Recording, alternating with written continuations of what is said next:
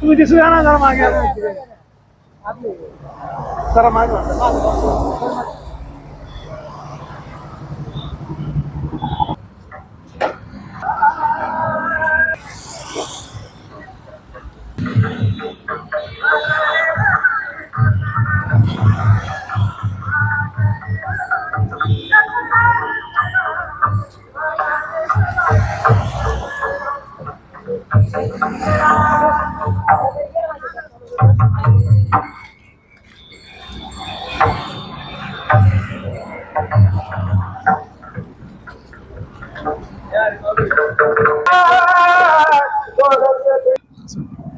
आपण या ठिकाणी एका दिंडीला भेट दिली आहे। या दिंडीचे जे मुख्य महाराज आहेत त्यांच्यातून जाणून घेऊ की आषाढी एकादशी निमित्त त्यांचा काय उत्साह आहे, काय त्यांच्याकडे ऊर्जा आहे, काय त्यांच्या अडचणी आहेत आणि कसा त्यांचा प्रवास चालू आहे।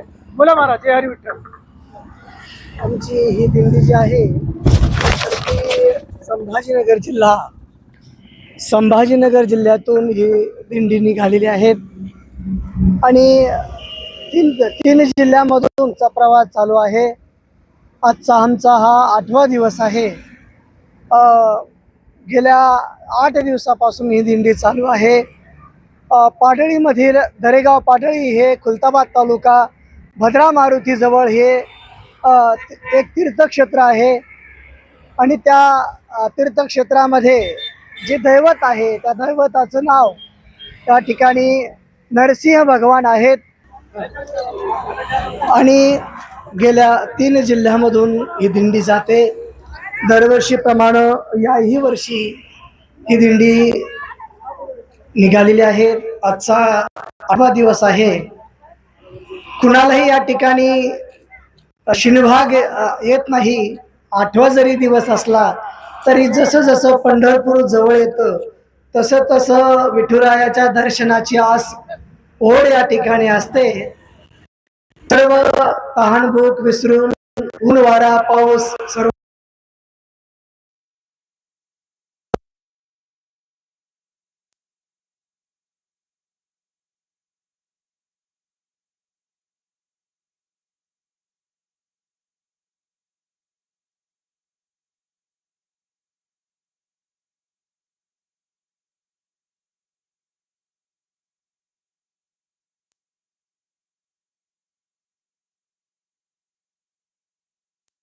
असतो आणि दिंडीमध्ये एक वेगळाच आनंद असतो।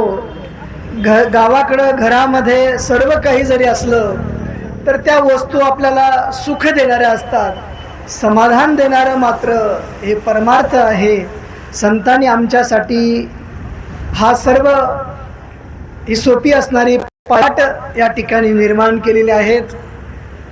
असा सोहळा जगामध्ये कुठेच नाही म्हणून म्हणावं वाटतं जगात भारी आणि पंढरीची वारी। आकाशात तारका दुधात खारका आणि पांडुरंगासारखा देव नाही बरका। खरंच जो अनुभव घेतो त्याला अनुभव येत असतो। वारकरी स्वतः या ठिकाणी अनुभव घेतो। प्रत्येकाचा अनुभव वेगळा असतो।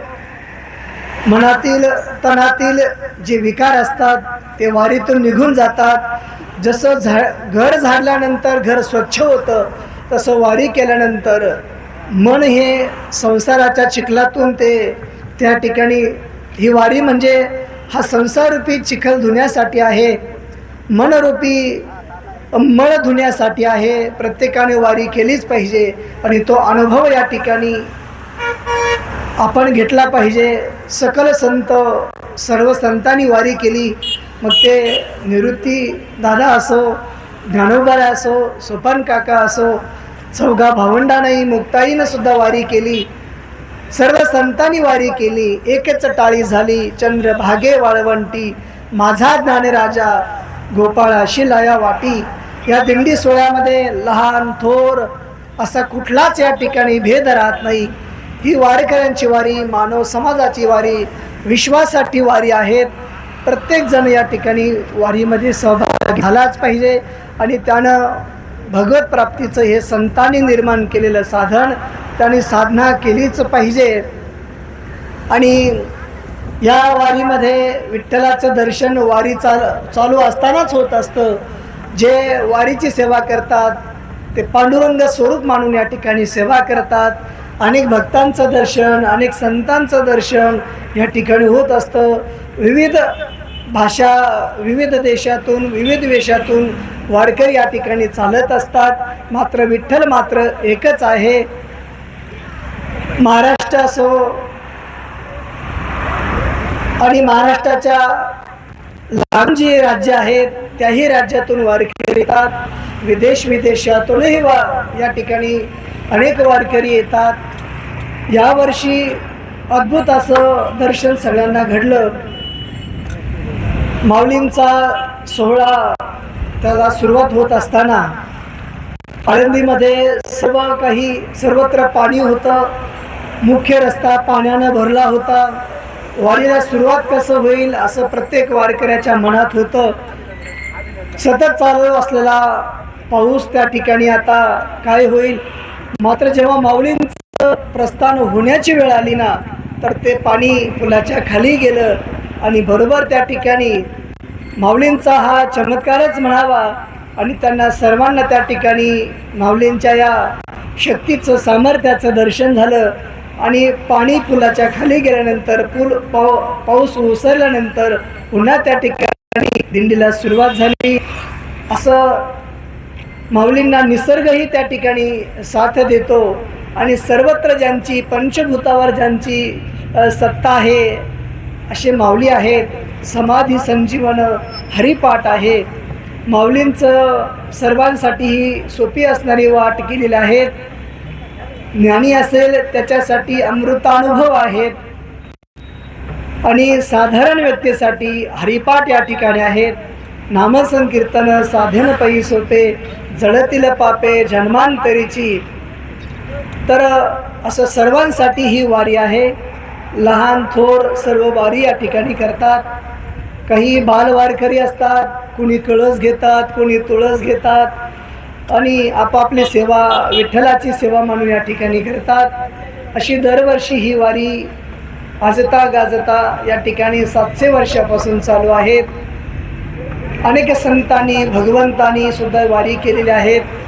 आणि आमची ही जी दिंडी आहे ही खुलताबाद तालुक्यातील भद्रा मारुती स्थान या देवस्थानाजवळून ही लक्ष्मी नरसिंह पालखी सोहळा या ठिकाणाहून चालू झाला. गेल्या 9 वर्षापासून हा सोहळा चालू आहे.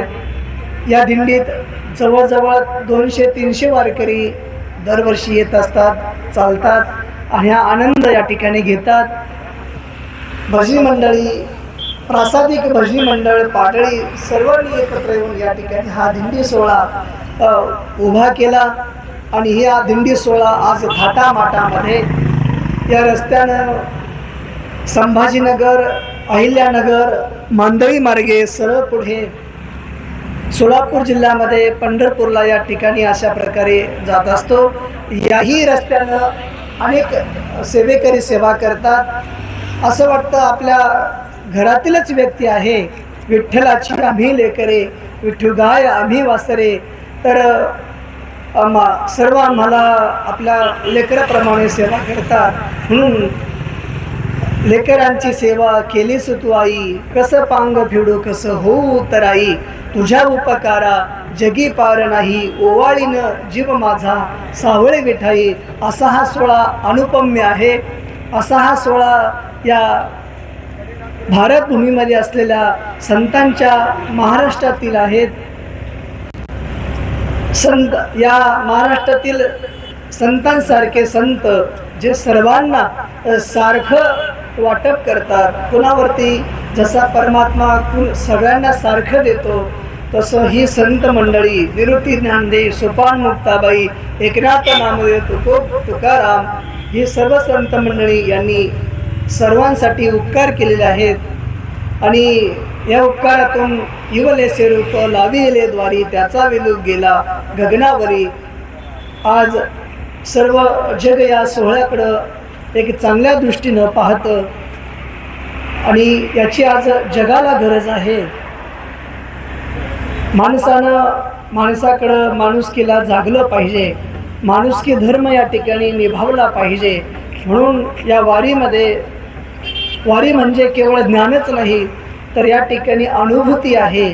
जो वारी करतो तो वारकरी होतो. जी दिंडी आहे, पंढरपूर हे दिंडीरवन आहे, आणि जो दिंडीरवनाकडे जातो त्या समाजाला दिंडी समाज म्हटला जातो. आणि योग्य आधार उभा आणि पुंडलिकासाठी अजूनही तिष्ठत. पुंडलिकरायाच्या भक्तीसाठी परमात्मा त्या पंढरपूरला, ज्याला भूवैकुंठ म्हटलं जातं, त्या ठिकाणी तो आला. आणि भगवंतांनी संतांनी तुमच्या आम्हासाठी हा सोहळा या ठिकाणी निर्माण केला. पंढरी निर्माण केले देवे. तर आज ही दिंडी चालत असताना थोडंसं दुपारी जरा ऊन होतं, मात्र या ठिकाणी विठुरायानं सर्वांना सावली केलेली आहेत. आणि पंढरीच्या वारीची मोठी हौस आहे. त्यातमध्ये आज पाऊस आला, त्याच्यामुळं सगळ्यांना थोडी विश्रांती वाटली. आणि सर्व ठिकाणी करूया, कारण पांडुरंग परमात्मा हा शेतकऱ्यांचा देव आहे, महाराष्ट्राचं वैभव आहे. पांडुरंगाच्या शेजारी बैलाचं चित्र आहे. कारण पांडुरंग परमात्मा हा गोपाळाचा वेश घेऊन त्या पंढरपूरला गोपाळपूरमध्ये आला होता. म्हणून सर्व वारकरी आपली शेतातील पेरणी करतो आणि पेरणी करून विठुरायाच्या दर्शनासाठी जात असतो. अशी त्याची नित्याची वारी असते. तो वारी कधी चुकत नाही. पंढरीची वारी आहे माझ्या घरी. तर हा संत संग सर्व काळ आणि या ठिकाणी अखंड नामाचा कल्लोळ या ठिकाणी चालू असतो. रामकृष्ण हरी, ज्ञानोबा तुकाराम, श्री ज्ञानदेव, श्री तुकाराम असं भजन करत, संतांचं भजन करत या ठिकाणी चालत असतो. संतांच्या नामामध्ये मोठा महिमा सांगितला आहे. देवाच्या भजनापेक्षा संतांचं भजन अधिक होत असतं, कारण संतांचं भजन भगवंताला आवडतं. म्हणून या ठिकाणी सर्व दिंडी सोहळ्यामध्ये ज्ञानोबा तुकाराम, ज्ञानोबा तुकाराम अशा प्रकारचं भजन या ठिकाणी अखंडपणे चालू असतं. सकाळी उठल्यापासून ब्रह्ममुहूर्तामध्ये 3:30-4 वाजता ही वारकरी मंडळी उठतात. प्रातर्विधीनंतर लगेच स्नान संध्या करून स्वतः गोपीचंदन लावून, गुलाल बुक्का, अष्टगंध लावून या ठिकाणी मार्गस्थ होतो. सकाळी हरिपाठ, सकाळी काकड्याला आरंभ होतो. काकड्यामध्ये काकड आरती होते. काकड आरतीनंतर भोपाळी होते. भोपाळीमध्ये काकड आरती झाल्यानंतर मग पुढील अभंग संतांचे गायला जातात, ज्यामध्ये अनेक प्रकरण संतांनी सांगितले आहेत. जोगी हे प्रकरण आहे, जात, मुका, पहिरा असे अनेक अभंग गात गात त्यानंतर सायंकाळची वेळ होतात. 4-5 नंतर पुन्हा हरिपाठाला सुरुवात होते. आणि हरिपाठ करत आपल्या स्थानावरती ज्या ठिकाणी व्यवस्था असेल त्या ठिकाणी सर्व दिंडी जाते. त्या ठिकाणी गेल्यानंतर हरिपाठ, आरती आणि भोजन होऊन भजन करत करत ही मंडळी पुन्हा या ठिकाणी झोपली जातात. आणि पुन्हा सकाळी उठल्यानंतर असा हा 20-22 दिवसाचा प्रवास वारकरी दरवर्षी करत असतात. आणि याही वर्षी त्या ठिकाणी ही दिंडी सोहळा चालू आहे. आम्ही आता पंढरपूरच्या अर्ध्या रस्त्यावरती इथपर्यंत आलो आहोत. पुढचा प्रवास इथून पुढे अजून या ठिकाणी सुंदर होतो. आणि या ठिकाणी 6 पदरी रस्ता आहे, कोणाला कुठलाही त्रास होत नाही.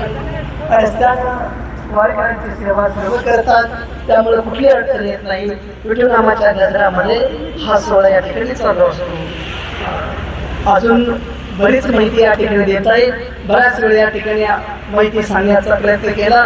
या ठिकाणी संवाददाते जे आहेत, संवादकर्ते जे आहेत, ज्यांच्याशी आम्ही संवाद करत आहोत, सर्व महाराष्ट्रभर ज्या ही माहिती पसरत आहे त्यांचे या ठिकाणी धन्यवाद. जसं झाडाखाली बी पडतं, मात्र वारा काय करतो, ते बी दूर घेऊन जातो आणि तिथेही झाडं उगत असतात.